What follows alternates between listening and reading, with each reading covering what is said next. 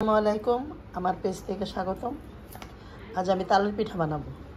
এখানে তাল আর নারকেল একসাথে করে নিয়েছি। এখানে চাউলের গুঁড়া, কয়েকটা কলা দিব, গরু দুধ দিব।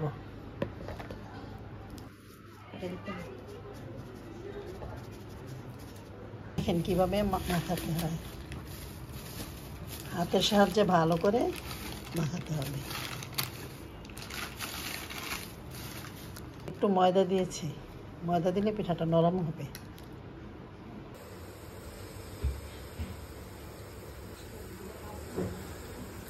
পিঠাগুলি দেখেন কি সুন্দর করে ফুলে উঠেছে।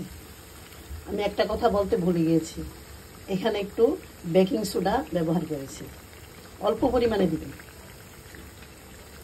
পিঠাগুলি হয়ে গেছে, এখন আমি উঠিয়ে নেব।